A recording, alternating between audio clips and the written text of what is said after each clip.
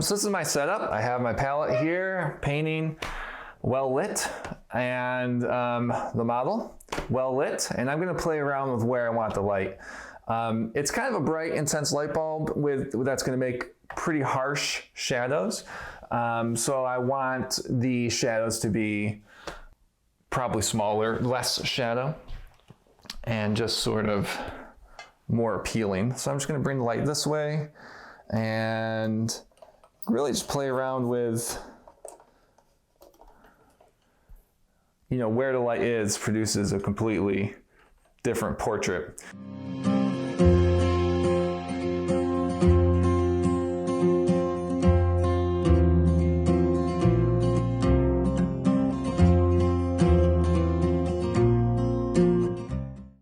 Okay, now if you'll face me, Casey, directly. That's pretty good. Let's actually lift the light up just a little bit. I would like a little bit of shadow under her right eyebrow, but I probably won't get one. Looking at the shadow underneath her nose, just making it a little bit smaller. And one reason why I brought the light over here is because all my light is over my left shoulder, and I could barely see the shadows, which bothered me. So this way, having the light on the same side, I can see the shadows more nicely. More nicely? I like the way that sounds. I'm going with it. It's more nicer that way. Perfect, okay. All right. So the only colors I'll be using today are titanium white, transparent brown oxide, cadmium yellow light, cadmium orange, permanent rose, ultramarine blue, and dioxazine purple. Every now and then I'll put some other colors out, cad red, cobalt blue, cadmium yellow, but pretty rarely. The colors that I have out today are pretty much the colors that I use on a regular basis from beginning to end for all my paintings. The brushes I'm going to be using primarily, Filbert bristle brushes. This is a number 6, it's brand new. It's bristle because it moves the paint well, it holds its shape well, and you can't get too perfect with it, which I'll get into later. And it's, number 6 is pretty large, and Filbert, it's nice and round. It's not like a chopped off flat that you can't do anything with. And then Turpenoid. So the way I like to start any painting that I do, whether it's a hour demo or a 3-week or 3-month studio painting, is just start with brown and terp, so just brown. And when I do these demos, I like to be really relaxed and kind of sit back and try to have a good time. And part of that is not being too uptight. You know, I do not want to be doing this ever, but especially in the beginning. I want to sit back from my painting. I want to see the whole thing. I want to hold the brush at the back, and I want to just, play around with the whole canvas rather than, 1 square inch of the canvas, wherever that may be. So I have the paintbrush in one hand, paper towel in the other. And you know what, just for fun, Casey, why don't you turn your head to the right? I'm just curious. Keep going to the right. Oh, that's kind of interesting. Let's actually do that. I was going to do a front on, but such a unique profile. I think we'll do somewhat of a little bit of a profile. Also, I like that shadow under her nose. Brown and terp. And I like to do what I call chicken scratch. So I really want to figure out both where I want the head to be and how big I want her head to be. So this line here represents what could potentially be her chin. And then we have that line, which is the side of her face up to her cheekbone maybe. And just put a lot of loose, free, squiggly kind of strokes up there, and figure out where I want, what I want the composition to be. And by focusing on these really large shapes, you can see immediately that we have a head shape already beginning. It really directs me as to where I want to go with it, or where I could potentially go with it. Let's push the side of the face out just a little bit more. So I just push that out, erase what's in there. Oils are awesome. They're so forgiving because you can erase them just as quickly and easily as you can apply the paint. So that's a pretty nice thing. Eye line right in there somewhere. Nose somewhere in there. I don't know where it is. You just throw some paint in there. Because it doesn't matter yet. It's all about finding it. It needs to be loose and free and not correct yet. I mean, it's impossible for this painting to be right yet. You know, one of my favorite expressions is it has to be wrong before it can be right. And the reason it's important to have it be wrong is because it allows you where to find where it needs to be. It allows for it to become correct. So potentially the neck, shirt line maybe, shoulder somewhere over here. Maybe there's a shoulder here.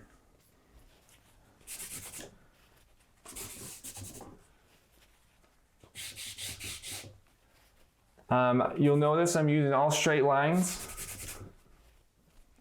And what I'm focusing on is just these shadow shapes that I see. The shadows really tell me where everything is and where the features are. So I don't actually have to draw an eye. Instead, I just need an eye shape. You know, somewhere in there, the eye cavity is the eye. Somewhere in this eye cavity is the eye. Now, for most of my paintings, and especially for these quick paintings, where I try to do a whole portrait in an hour or so, I do as little drawing as possible, and I want to do the drawing with the actual paint application. So instead of spending 45 minutes getting my drawing right, I'm going to move right into my lights and apply actual paint to try to get my drawing right. So I'm using white. I have a little cat orange. It's a pretty darn warm light bulb. So most of my mixtures are going to be quite warm. I have some permanent rose, and let's throw a little yellow in there just to heat it up, and throw a little purple in to tone it down just a little bit. So that's not bad. That's not a bad first pass. Let's darken it just a little by adding a little more cat orange and a little more purple. So that'll darken. So I have my brown, and then that, what I'll call flesh. So what I want to do is I just want to slap some of the paint on here. Nice and loose, and just sort of get it on there. Again, it doesn't have to be right yet. Just needs to be on there so I can start figuring out where everything is. Okay, so now I have an image where I can actually start pushing the paint around. I can start moving the paint and figuring out what needs to move where. So I have this forehead here, and at the moment it's a little bit too small, it needs to go a little bit bigger. So probably it pushes down some. So I'm literally pushing the paint down into that eye socket, up to what is maybe the eyebrow. And then this comes this way, then this one comes this way. You can go right through there, start pushing up just a little bit more. There's an angle change. Notice how every time I'm just using angles, I'm pushing the paint with different angles.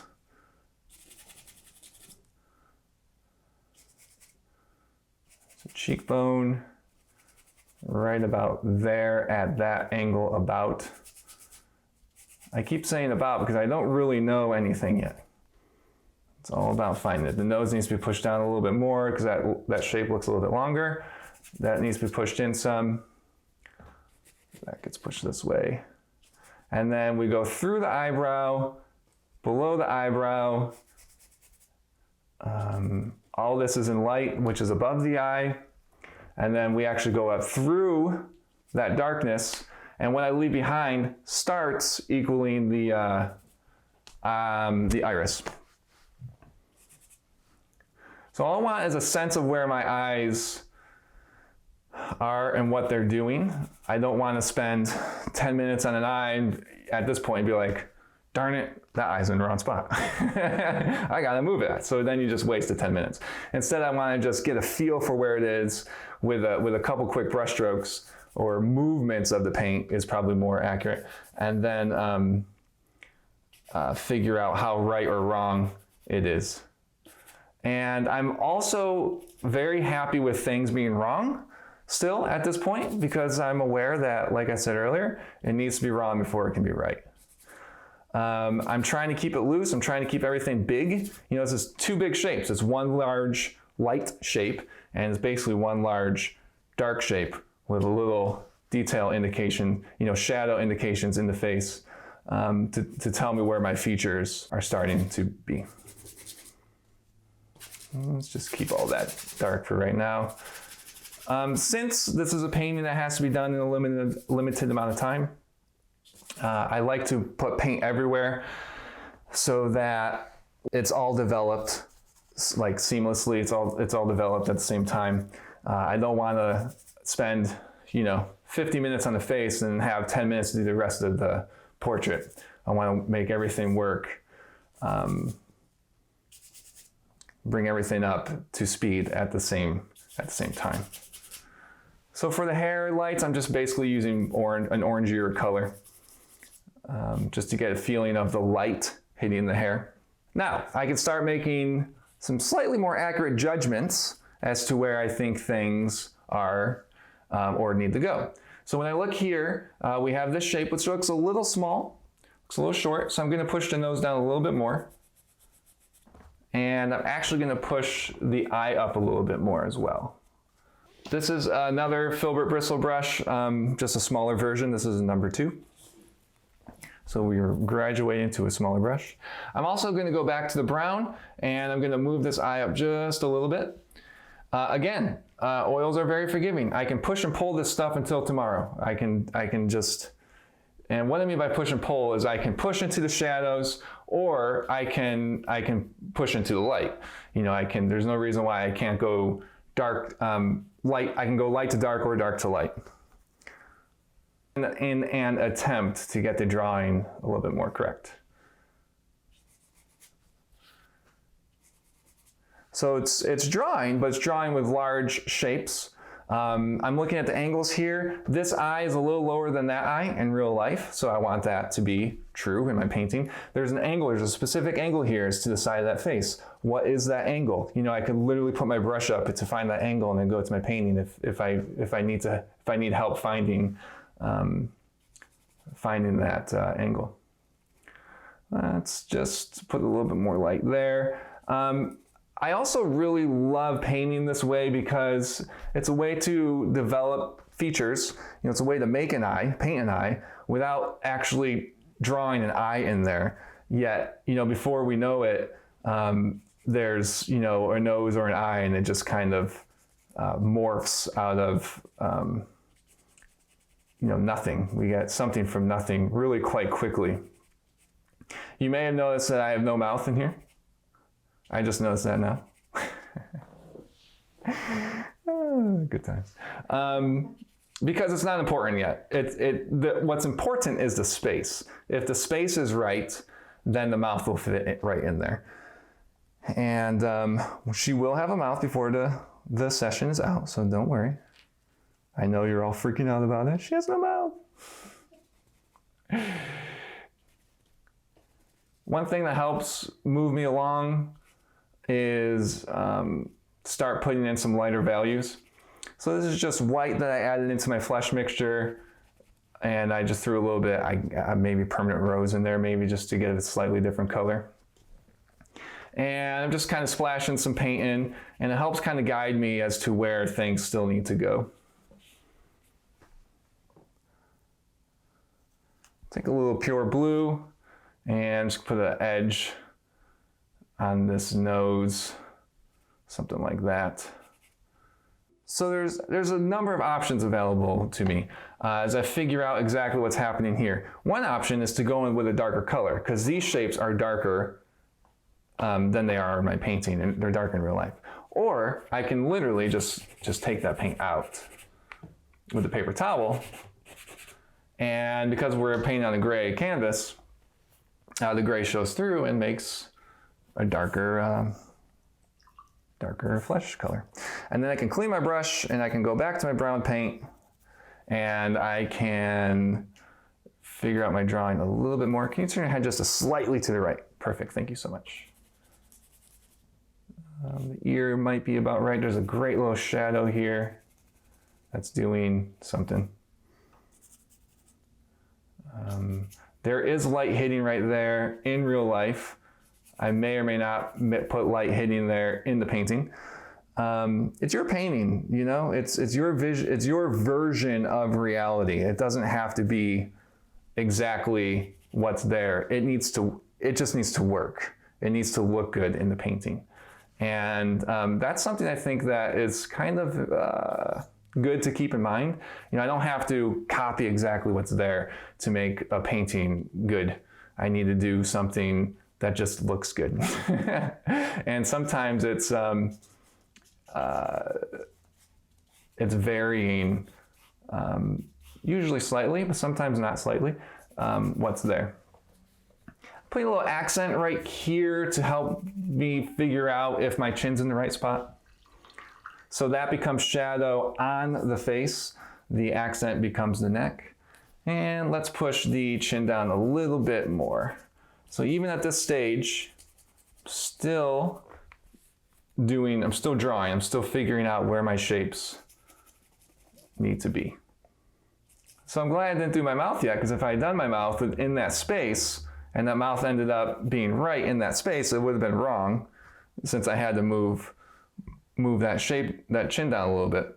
So that's one reason why I'm waiting to do my mouth until I'm sure everything is kind of in the right spot. So as I go, I'm just gonna use different amounts of red, yellow, and orange, basically, and white, to get a feel for the light hitting her face. So instead of painting that shadow in as dark as it is, I'm just going to paint around it and paint the light on the muzzle. A lot of highlight up here. And I'm putting the paint down and I'm just kind of letting it stay. I'm not worried about working it in or blending it or anything or figuring out the edges. I'm just having fun with exploring some different planes. Let's go. I'm just going to throw a little yellow in there and we're going to punch up the highlights on the hair for a moment.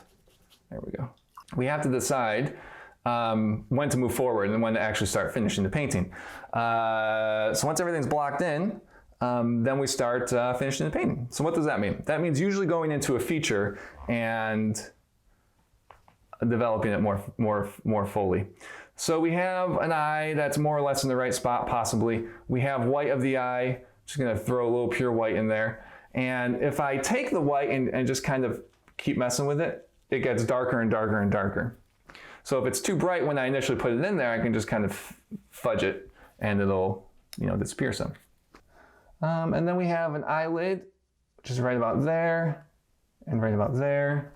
And then there's a little bit of a light that way. The upper eyelid has quite a bit of light in it, but it needs to be in the right spot. What I mean by that is it can't be right up against the actual eye itself, because the eyelid comes this way and it actually rolls into the eyelash area. And so what I have is a little bit of the eyelid, which with all this light on it, and then there's a little bit of dark, and then what is going to be the eyelash shapes eventually. We have flesh over here, which comes this way. So it's just angles. When something is hard to see, when it's hard to figure out what the heck is going on, just ask yourself, what is the angle? What angles are there?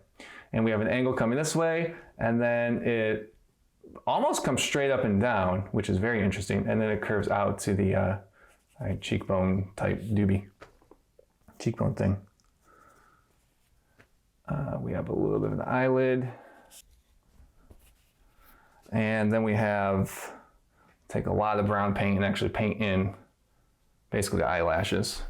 the eyelash line nice and thick and bold. And then I'm gonna put some orange in there and paint light on top of those eyelashes. And then in a few minutes, I'm gonna have to find a smaller brush. And we have a little bit of purple underneath the eye. Now, this brush stroke needs to morph a little bit. It's too big down here. So I have a clean, dry brush. I'm going to push up into that and minimize that shape ever so slightly. And then we have blue eyes. So I'm gonna take blue and white and put a little yellow in there. We're gonna green it off a little bit because she's under such a warm light. And we're going to introduce a little bit of the iris. And push the white back, the white of the eye back that way. And we need a little bit of pink, so white and flesh color and a little more rose. And I'm just gonna put a little pink spot there. And then I'm gonna make a black. So the black I make is the dioxazine purple and the transparent brown oxide. Makes a really nice, beautiful dark color. And we need the pupil. And we also need a little bit of shadow from where those eyelashes are. In fact, we can even put a little black there just to add emphasis to that. They're not black in real life, but add some energy to those eyebrows. Take my iris color, add some more blue, make it a little bit darker, work the shadow in a little bit there. And then I'm gonna take a little pure white and we're gonna do two highlights. We're gonna do one here and one where the white of the eye meets the eyelid. It's in there somewhere. Clean, dry brush, pick up the paint here, and I can fiddle with it a little bit. Now that I have all that stuff up there, I can fiddle with junk ever so carefully. So I can take these brush strokes and do a little softening if I want to, a little modeling, a little just a little paint manipulation with the actual brush. I don't want to over model though. I don't want to over blend. I don't want to over smooth because all that will start looking plasticky and fake. And if I do too much modeling in one area, I gotta do modeling everywhere and I don't have time for that. So what happens is the paint itself, the brush strokes do the work for you in essence. So I need to allow the brush strokes to do most of the work. Okay. Got a little orange, punch up the light on the nose out a little bit. Push down just a little on the tip of the nose. And let's add a little bit of purple. As we roll this way. I don't do a lot of color mixing, nor do I mix complements together. I will mix what's next to the complement. So if I have a kind of orangey, peachy fletch mixture, I won't mix blue into it because that will gray out too quickly and too easily. And I don't want gray flesh colors. Instead, I'll mix some purple in there, which has blue in it, of course, but it'll start toning it down, but it won't like kill the color like a blue could. And or green can work as well.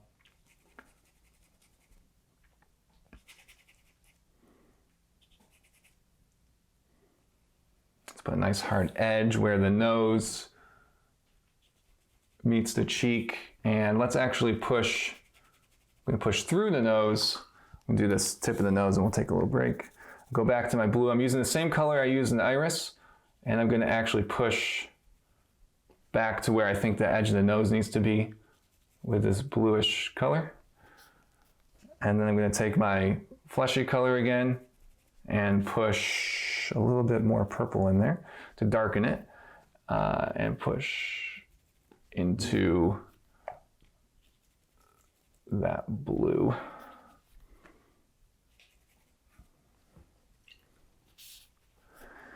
Let's take some brown. Do a little structure. The joy of painting, to quote Bob Ross. The joy of shadows is that they allow us to add structure to our image. And structure is what makes someone look like someone or adds 3D. It's all, the features are made of structure. Structure is everything. And those are starting to be sculpted by pushing the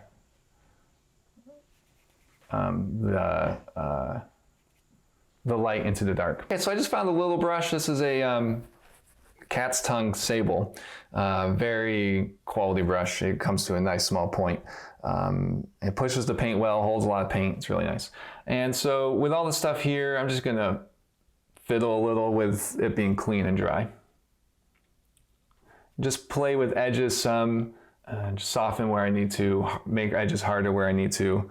Also add little, just little details.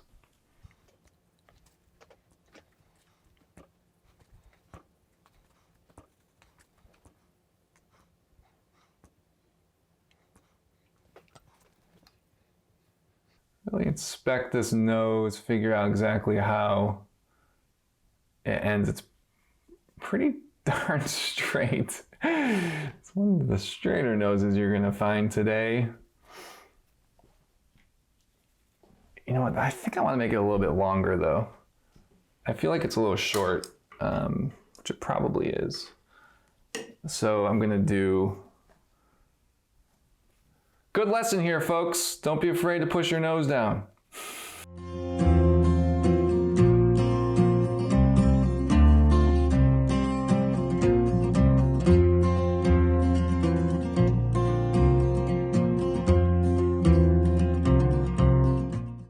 I'm gonna add a really nice blue line right there, where the edge of the nose is.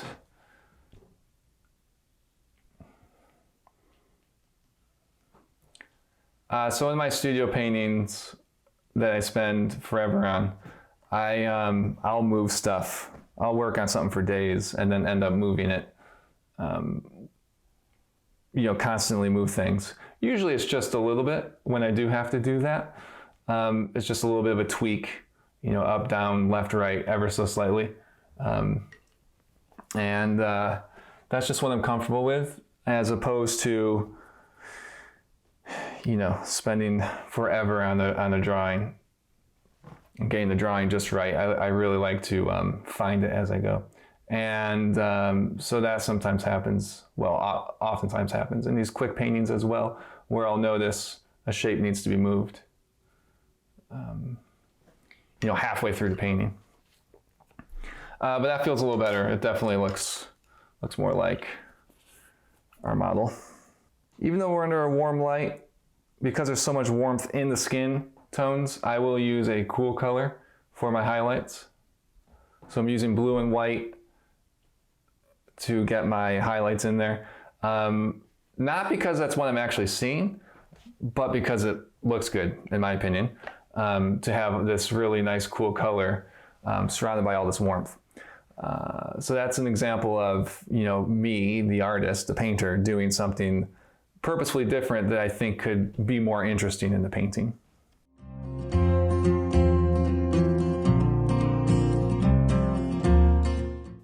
All right, let's fiddle with the mouth before time goes on too far. Take some brown, and I'm just gonna put a little rectangle.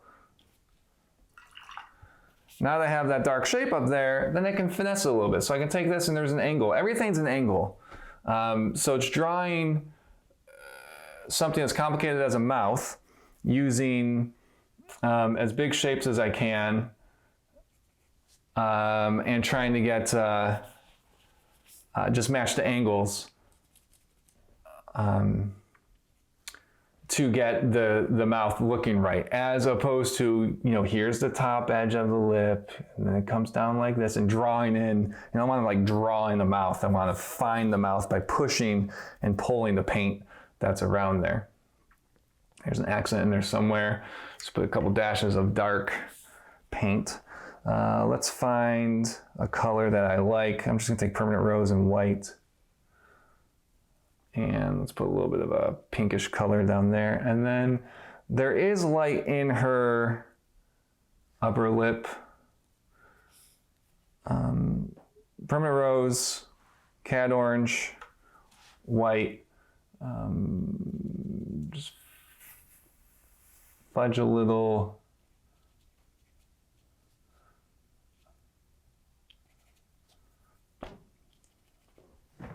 Nice one color in there. And then I gotta figure out how light and bright I want the values to be around the mouth, to figure out how light the mouth needs to be. So we have the light right above the lip. It's doing whatever the heck it's doing.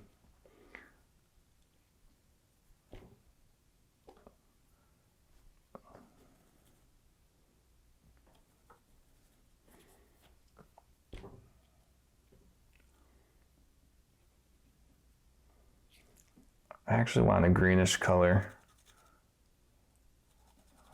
Someone once said there's green around mouths, so I oftentimes put a little green around the corners of the mouth. So I got a lot of paint here. I can, with a clean dry brush, I can just finesse it a little. By finesse, I mean just move it around, sculpt it. Top bit as well. Now there is some shadow. I should use pure permanent rose. That's not pure permanent rose. Some shadow right here. It looks like it comes up this way some. May even come this way.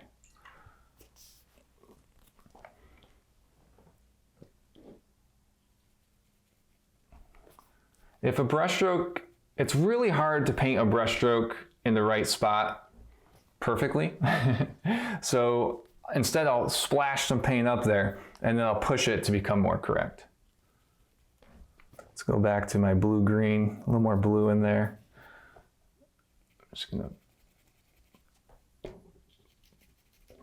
put a whole coolish shape there, clean and dry my brush. And then I'm just gonna pick up this paint and I'm going to basically just feather into that carefully and blend it just a little bit.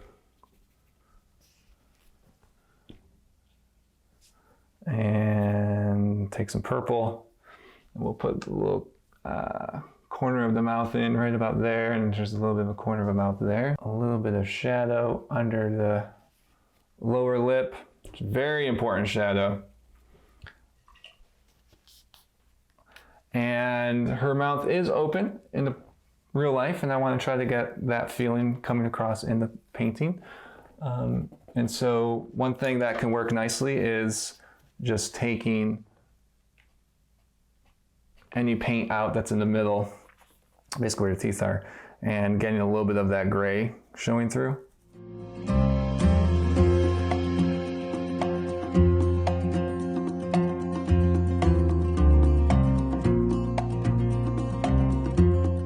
This is pure purple and white around the mouth. And now I notice that the chin is almost in the right spot. To highlight her right here. It's a tough crowd today. Push the chin down just a wee little bit. We do have shadow, I guess. You know what, I want to use blue though. Technically there's shadow under here, in which case I should use brown, but I'm gonna use blue because I think it'll look more striking.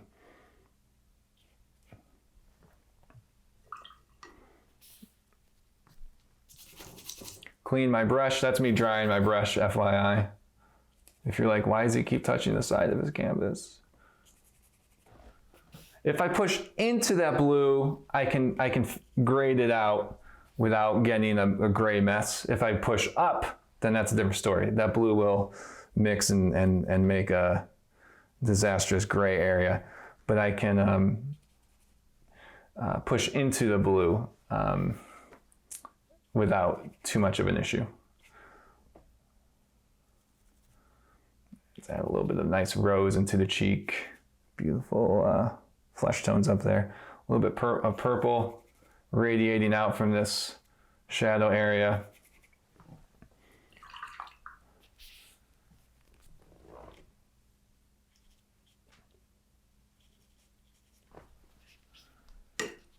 I'm just gonna pick a random color that may or may not end up back here. Just a nice red. And I can actually sculpt the edge of the face.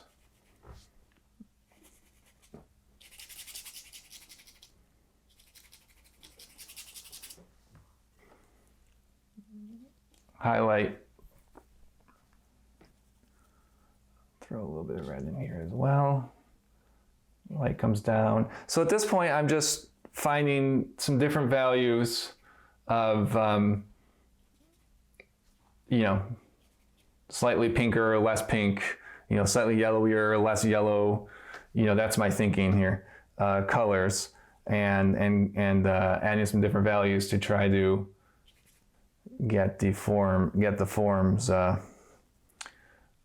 really rolling with what I hope are appealing colors and more, but more values to describe the form. Very yellow something up here. So I'm literally just throwing a lot of yellow in my paint. We do need to do a little bit with its eye. So that hard edge, usually lips are supposed to be pretty darn soft, but I kind of like that hard edge in this particular case. So I'm going to leave it where that pink meets the skin above.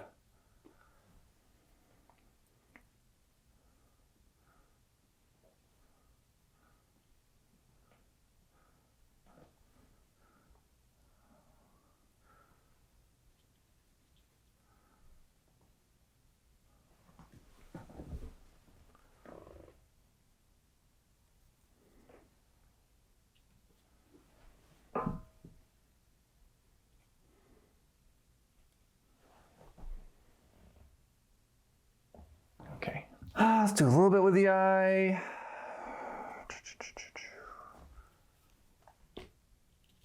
Scratching a little bit of the white, I, for these quick paintings, I almost never have both eyes developed to the same level. Technically, this eye should probably be more developed than that one. But with that said, I always start with the left eye. So, but what I'm gonna do is attempt to develop this eye a little bit more and get it to more or less match the other eye. Otherwise it'll look a little weird, I think. This is iris. Still using my size 2 filbert. A lot of purple, a little bit of brown, mostly purple, which is my black. It's my pupil. And we got a little bit of shadow right there. Maybe a little bit of an accent.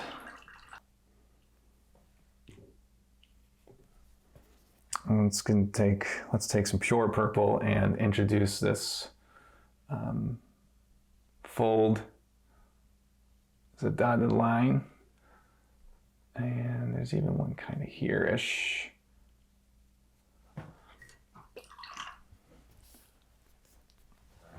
I'm gonna take my little brush, just tweak a little. Let's go in with a darker blue. So instead of just blending, I can actually introduce another color or another value of that color. Work forms together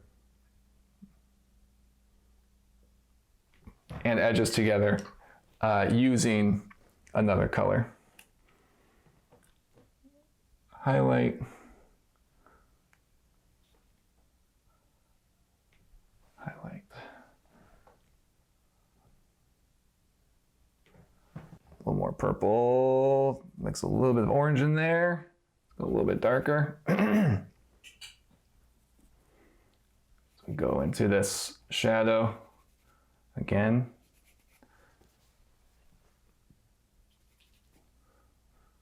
Okay.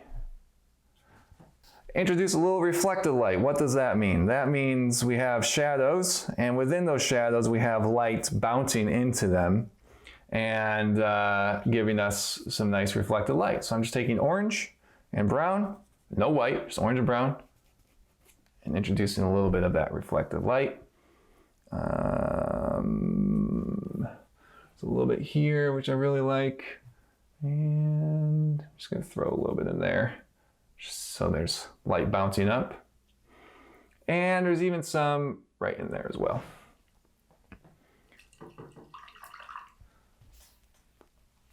So again, I need to let I don't have time to make a beautifully finessed painting, so I need to let the paint strokes and the brushwork do the work for me.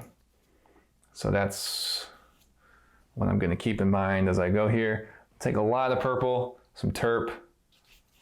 Just use some purple for the edge of the painting. For her, where her head is. I like the collar the way it is now more than it was. I'm actually going to change that.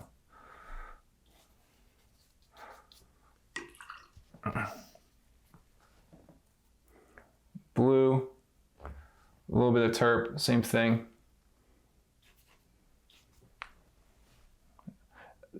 Just adds energy. That's literally the only reason for these purples and blues.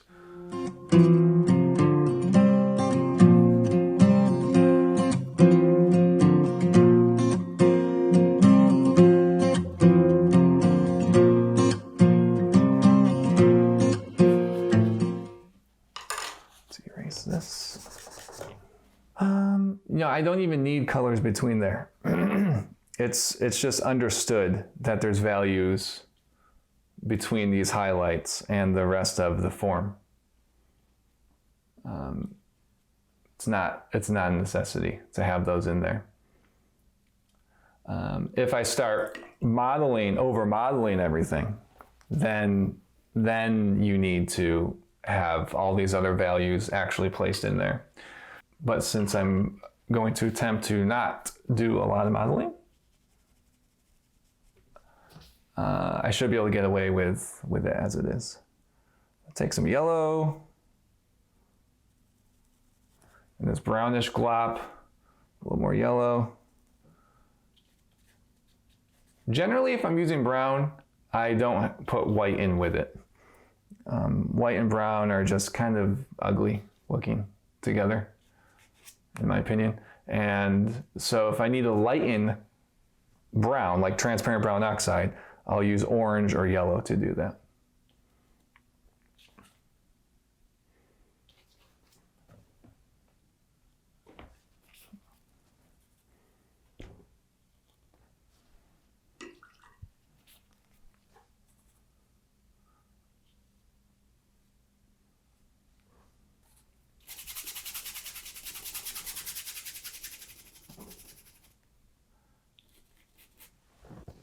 Keep going with this red thing for the background. Permanent rose. I'm basically making a cad red by using permanent rose and cad orange. Let's throw a little terp in there and make it move.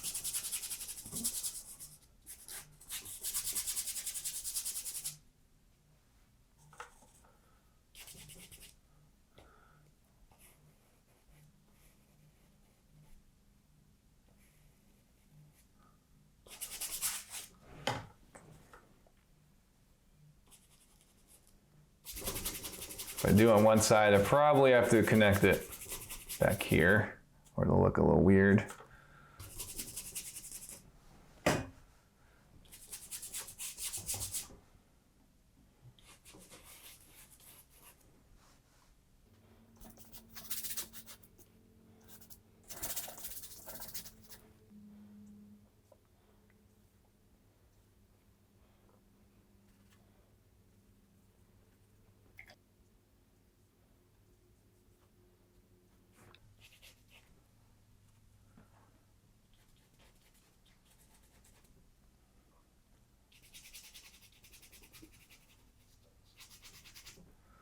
And I'm pretty much out of paint, so I think we'll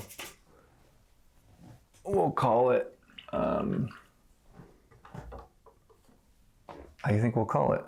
done, I guess. Just a nice kind of loose, quick portrait.